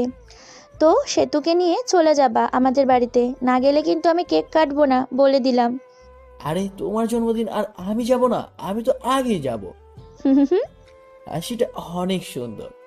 ঘরে বউ রেখে আরেকজনকে ইমপ্রেস করার চেষ্টা নাকি শুভ সাহেব? না, যেটা সত্যি ওইটাই বললাম। আমি তাহলে আসি, কাজ আছে। ঠিক আছে, যাও। পরে এসে কাজ করতে লাগলাম। কাজ করা শেষ করে দুপুর টাইম হয়েছে। তখন ফোনটা বেজে উঠলো। ফোনটা হাতে নিয়ে দেখি সে তো কল দিয়েছে। রিসিভ করার ইচ্ছা না থাকা সত্ত্বেও কলটা রিসিভ করলাম। হ্যালো, কে বলছেন? আমি। ফোন দিছো কেন? দুপুরের খাবার খাইছো? খেলেই কি আর না খেলেই বা কি? আমার অনেক কিছু। তোমার সাথে কথা বলার সময় নাই, এটা বলে ফোনটা কেটে দিলাম। আপনারা ভাবছেন সেতুর সাথে এরকম ভাবে কথা বলছে কেন? সেতু যেদিন আমাকে মরে যাওয়ার কথা বলেছে সেদিনই সেতু আমার মন থেকে উঠে গেছে। মনে থেকে একবার উঠে গেলে ওই মনে আর ওই মানুষটিকে বসানো যায় না। মনে থেকে একবার উঠে গেলে ওই মনে আর ওই মানুষটিকে বসানো যায় না। দুপুরে খাবার খেয়ে আবার কাজ করা শুরু করলাম। কাজ শেষ করে বাড়িতে গেলাম। যাওয়ার পর সেতুকে বললাম, আমি কিছু কেনাকাটা করতে যাব, তোমার কিছু লাগবে? আমি এটা নতুন ড্রেস কিনবো। আমি ফ্রেশ হয়ে আস্তে আস্তে তুমি রেডি হও, আমি ফ্রেশ হয়ে এসে দেখি সে তো সুন্দর করে সেজে বসে আছে। সেতুকে ঠিক হলুদ পরীর মতো লাগছে। সেতুর দিকে হা করে তাকিয়ে আছি। তখনই সেতু বলল, ওইরকম করে তাকিয়ে আছো কেন? পরে আমার হুঁশ ফিরল। আমি রেডি হয়ে বাইরে এসে রিক্সার জন্য দাঁড়িয়ে আছি। তখনই একটা রিক্সা থেকে ভার্সিটির একটা বান্ধবী নেমে এসে জড়িয়ে ধরলো। দোস্ত, কি খবর, কেমন আছিস? তোর তো খোঁজ পাওয়া যায় না। এরকম ভাবে কেউ জড়িয়ে ধরে নাকি? মানুষ দেখলে কি ভাববে? সেতুর দিকে তাকিয়ে দেখি সেতু তো পুরো আগুনের মতো গরম হয়ে আছে। এর মধ্যে সেতু বলে উঠলো, এই ফালতু মেয়ে এভাবে জড়িয়ে ধরে আছেন কেন? শুভ, কে রে এই মেয়ে? এ হলো আমি হলাম ওর বিয়ে করা বউ। তুই বিয়ে কবে? একটু জানালিও না। আপনারে জানালে কি হবে? ওর থেকে 2 ফিট দূরে দাঁড়ান। শুভ, ভাবি এরকম করে কথা বলছে কেন? ওর একটু রাগ বেশি তো, পরে তোর সাথে কথা বলি রে। পরে বান্ধবী চলে গেল। ওই মেয়েটা আপনাকে জড়িয়ে ধরলো কেন? ছিছি, আপনার লজ্জা করে না ঘরে বউ রেখে অন্য একটা মেয়ের সাথে এসব করতে? না জানি কত মেয়ের সাথে এরকম করেন। আমাকে দেখে কি তোমার লজ্জা মনে হয়? হ্যাঁ, আর কোন মেয়ের সাথে কি করি আর না করি সেটা আমার একান্ত ব্যাপার। এখন আর তোমার একান্ত ব্যাপার নেই, কারণ তোমার বউ আছে, আর বউটা হলাম আমি। তুমি তো আমাকে স্বামী হিসেবে মানোই না। সে তো কিছুক্ষণ চুপ থাকলো। আচ্ছা, আমাকে মাফ করে দাও। আগের ব্যবহারের জন্য দুঃখিত। আমাদের বাচ্চা না হলো আমরা একটা বাচ্চা কিনে নিয়ে আসবো। আমি ভাবতে লাগলাম, সে তো এইসব বলছে কেন? আগে তো আমার সাথে খারাপ ব্যবহার করতো না। ও সবকিছু জেনে ফেলেছে। আমি ওর কাছে যে মিথ্যা বলেছি। কি ভাবো? মার্কেটে চলে আসছি, চলো শপিং করি। পরে কিছু কেনাকাটা করলাম, আর আফরিনের জন্য একটা গিফট কিনলাম। সে তো জামা কাপড় কিনলো। কিনে বাসায় এসে আমাদের রাখা জিনিসগুলো রেখে সরাসরি চলে গেলাম আফরিনদের বাড়ি। গিয়ে দেখি অনেক সুন্দর করে সাজানো। যদিও জন্মদিন পালন করা আমি পছন্দ করি না। আমরা বাড়ির ভেতরে ঢুকতে আঙ্কেল আন্টি আফরিন আমাদের দেখে অনেক খুশি হয়েছে। সেতুকে দেখে আরো বেশি খুশি হয়েছে। সেতু আফরিনের সাথে চলে গেল, আর আমি একা বসে আছি, কারণ আমার পরিচিত কেউ নেই। বসে থেকে গল্প লিখছিলাম। অবসর সময় পেলে গল্প লিখি।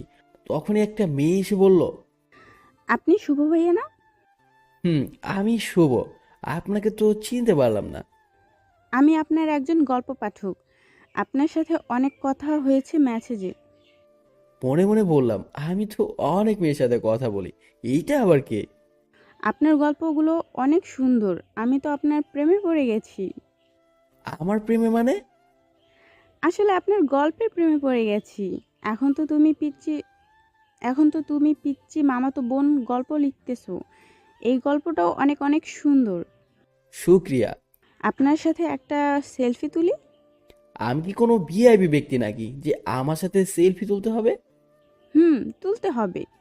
মেয়েটি যেই সেলফি তুলতে এলো তখনই সেতু এসে ওই মেয়েটিকে একটা ধাক্কা দিয়ে ফেলে দেয়, আর বলে, এই, তোমার সমস্যা কি? হ্যাঁ, এতক্ষণ কথা বলছো ভালো কথা, তাই বলে শরীরের ওপর এসে এভাবে সেলফি তুলতে হবে?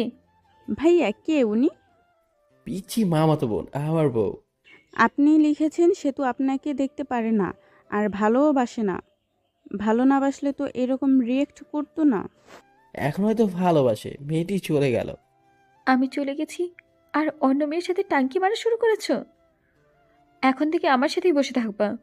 রাত 11টার সময় আমি সেতু আফরিন আর আফরিনের কিছু বন্ধু বান্ধবী সহ বসে থেকে মজা করছি। হ্যালো ফ্রেন্ডস, তোমাদের একটা কথা বলবো। তোমাদেরকে বলেছিলাম আমি কারোর প্রেমে পড়েছি, কিন্তু নামটা বলি নাই। আজকে নামটা আমি বলবো। তাকে আমি প্রথম থেকেই ভালোবেসে ফেলেছিলাম। শুভ সেতু, আমার এখানে আসো তো একটু।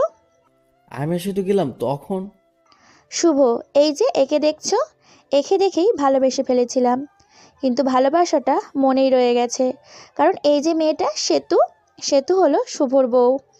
আমার মনের ভালোবাসা মনেই রয়ে গেল। ভালোবাসার মানুষটাকে আপন করে পেলাম না। সেতু, বেস্ট অফ লাক। তোমাদের সংসার শুভ হোক, তোমাদের সংসার সুখের হোক। শুভরাত্রি। এটা বলে আফরিন ঢুলতে ঢুলতে চলে গেল। অনেক জিন্স করেছে হয়তো। ওর কথাগুলো শুনে নিজের উপর নিজেরই অনেক রাগ উঠে গেল। তাহলে আর কেন যে ওইসব করতে গেলাম। চলো বাড়ি চলে যাব। পরে আমরাও চলে আসি আর ভাবতে লাগি, কিন্তু কি সত্যি আমাকে ভালোবাসে? যদি ভালো না বাসতো তাহলে তো মেয়েদের সাথে কথা বলার সময় জেলাসি ফিল করতো না। ভাবতে ভাবতে বাসায় চলে আসি। পরের দিন অফিস বন্ধ ছিল। আমার মাথায় একটা কথা ঘুরপাক খাচ্ছে, সেতু কি সত্যি আমাকে ভালোবাসে? পরের দিন অফিস বন্ধ থাকায় সেতু বলল, চলো একটু ঘুরে আসি। তুমি তো আমাকে নিয়ে একটু ঘুরতেও চাও না। আমিও রাজি হয়ে যাই, ঘুরতে যাই। সেতুর সাথে ঘুরতে ভালোই লাগছিল। সেতুকে ফুচকা খাইয়ে দিয়েছি, আরো অনেক অনেক রোমান্টিক ভাবে দিনটা পার করলাম। 2 দিন কেটে গিয়েছে, কিন্তু সেতুর সাথে খারাপ ব্যবহার করিনি, বরং রোমান্টিক ভাবে দিনগুলো পার করছি। হঠাৎ করে একদিন অফিস থেকে তাড়াতাড়ি চলে আসি, কারণ বাড়িতে এসে ফ্রেশ হয়ে আবার কোম্পানির কাজের জন্য বাইরে যাব। দরজা এসে ধাক্কা দিতে দরজা খুলে গেল। ঘরে ঢুকে দেখি সেতু মনে হয় কারোর সাথে হেসে হেসে কথা বলছে। কথা শোনার জন্য কোনো শব্দ না করে ওর কাছে গেলাম।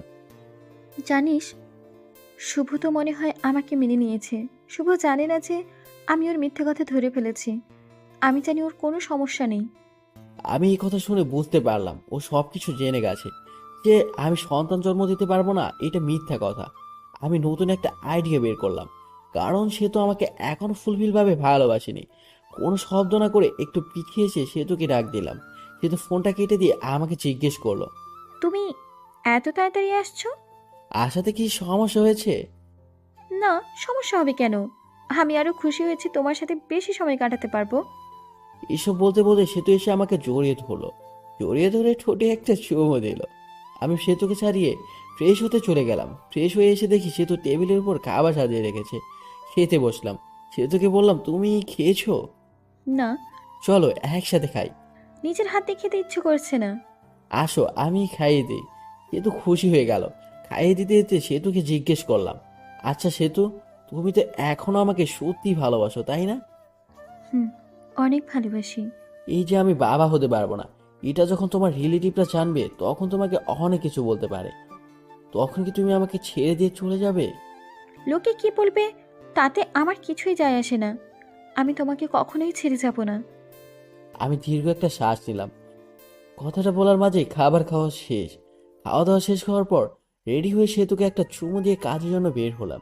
বাড়ি থেকে বের হয়ে একটা বন্ধুর সাথে দেখা করলাম। ওই বন্ধুর বড় ভাই ডাক্তার, আর তাকে দিয়ে একটা মিথ্যা রিপোর্ট বানাবো। পরে ওই বন্ধুকে সবকিছু খুলে বলি, আর বলি তোর ভাবির ভালোবাসা পরীক্ষা করার জন্য একটা ফেক রিপোর্ট বের করতে হবে। রিপোর্টটা হলো আমি যে বাবা হতে পারবো না এইটার রিপোর্ট। বন্ধু প্রথমে রাজি হয়নি, পরে অনেক জোরাজোরিতে রাজি হয়েছে। পরে সবকিছু বুঝিয়ে দিয়ে চলে গেলাম আমার কাজে। কাজ থেকে আসলাম, আর বাসায় আসার সময় সেতুর জন্য আইসক্রিম আর ফুচকা নিয়ে আসলাম, যা দেখে সেতু অনেক খুশি হয়ে গেল। প্রতিদিন অফিস থেকে আসার সময় সেতুর জন্য কিছু না কিছু নিয়ে আসি, আর এটা দেখে সেতু অনেক খুশি হতো, আর আমাকে একটা করে কিস দিত। 4 দিন যাওয়ার পর রিপোর্টটা বের করে। পরে আমি আমার বন্ধুকে বলি, এটা বাড়িতে গিয়ে দিয়ে আসবি, তখন আমি অফিসে থাকবো। বন্ধুও তাই করে। আমি অফিসে থাকাকালীন বন্ধু আমার বাড়িতে যায় আর রিপোর্টটা দেয়, আর সেতু রিপোর্টটা নিয়ে পড়তে থাকে। পড়ে দেখে শুভ কোনোদিন বাবা হতে পারবে না। ওখানে এইসব লেখা আছে, আর কারণও লেখা আছে। সেতুর মনটা অনেক খারাপ হয়ে যায়। কি করবে সে বুঝতে পারে না। আমার সাথে সংসার করবে না কি করবে কিছুই বুঝতে পারছে না। আমার সাথে থাকার সময়গুলো ভাবতে থাকে।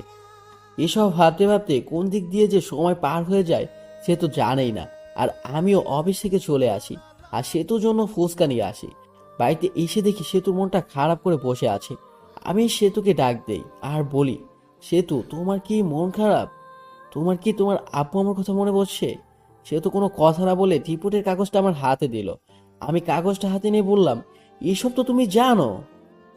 তাহলে তোমার মা বাবাকে জিজ্ঞেস করার পর তোমার মা বাবা তাহলে বললো কেন যে তুমি মিথ্যে বলছো, যে তুমি বাবা হতে পারবে না? কারণ আম্মু জানে না। সেতু এই কথা শুনে মুখটা বাঁকিয়ে চলে গেল। আমি ফ্রেশ হতে চলে গেলাম। ফ্রেশ হয়ে এসে কিছু খেয়ে নিলাম। সেতুর সাথে কথা বলার চেষ্টা করতেছি, কিন্তু সেতু দরজা খুলছে না। পরে আমি বাইরে বসে থেকে ভিডিও দেখছি। ভিডিও দেখতে দেখতে সন্ধ্যা হয়ে গেল, তখনও সেতু ঘর থেকে বের হলো না। এখন বুঝতে পারলাম সেতু কেন মন খারাপ করে বসে আছে। আমিও ভাবতে থাকলাম, সেতু কি তাহলে আসলেই আমাকে ভালোবাসেনি? সেতু এতদিন কি তাহলে মিথ্যে ভালোবাসতো আমাকে? সেতু তো ঘর থেকে বের হচ্ছে না। সন্ধ্যায় রান্নাটা মনে হয় আমারই করতে হবে, তাই রান্না করতে গেলাম। রান্না করা প্রায় শেষ, তখনই ঠান্ডা পানি মনে করে গরম পানিতে হাত দিয়েছি, আর হাতটা পড়ে গেল। পরে ও মাগো বলে চিৎকার দিয়ে উঠি, কিন্তু আফসোস ধরার মতো কেউ নাই। পরে নিজেই হাত ধরে ঠান্ডা পানিতে কিছুক্ষণ ডুবিয়ে রাখলাম। এরপর ডাক্তারের কাছে গিয়ে হাতটা মেডিসিন লাগিয়ে নিয়ে আসলাম। হাত একেবারে ছিলে গেছে, দেখতে অনেক বিশ্রী হয়ে গেছে।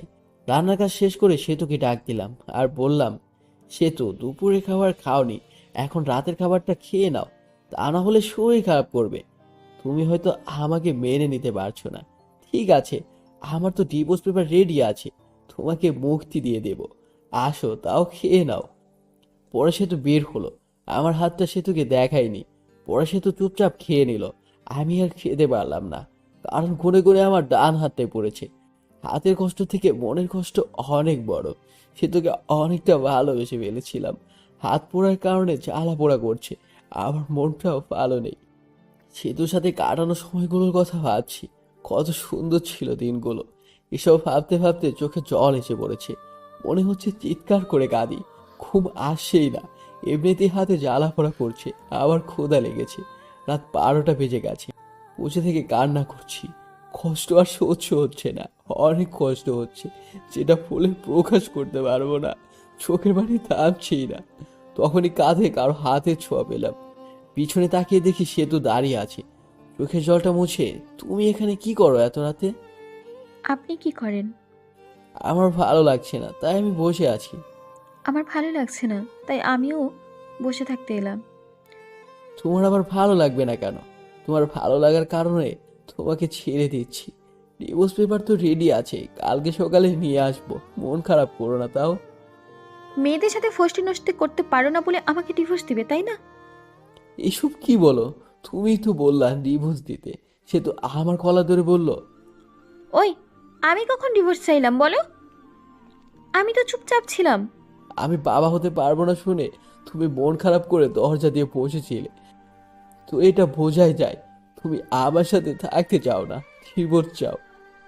আর একবার ডিভোর্সের কথা বললে ঘাটটা মোটকে দিব বলে দিলাম। আসলে আমি সরি, আমার ভুল হয়েছে। আমিও তোমাকে ছাড়া থাকতে পারবো না। আমি তোমার সাথে কাটানো সময়গুলোর কথা ভাবলাম, তুমি আমাকে কতটা কেয়ার করো ওইটা ভাবলাম। বাচ্চা হবে না তো কি হয়েছে, আমরা বাচ্চা একটা কিনে নিয়ে আসবো। সত্যি তুমি আমাকে ছেড়ে যাবে না? মরার আগ পর্যন্ত যাব না। আজকের ব্যবহারের জন্য ক্ষমা প্রাপ্তি। হুম, আমরাই তো। সে তো আমাকে জড়িয়ে ধরে আছে, আমিও ধরেছি। রোমান্টিক ওয়েদার আমাদের মাঝে। সে তো শরীরের সাথে একটু ডান হাতটা লাগতেই উফ বলে উঠলাম। কি হয়েছে তোমার? আমি তখন সেতুকে হাতটা দেখালাম, সে তো চমকে উঠলো। এরকম হলো কিভাবে? আজকে রান্না করার সময় এই রকম হয়েছে, সে তো চোখে জল এসে গেছে।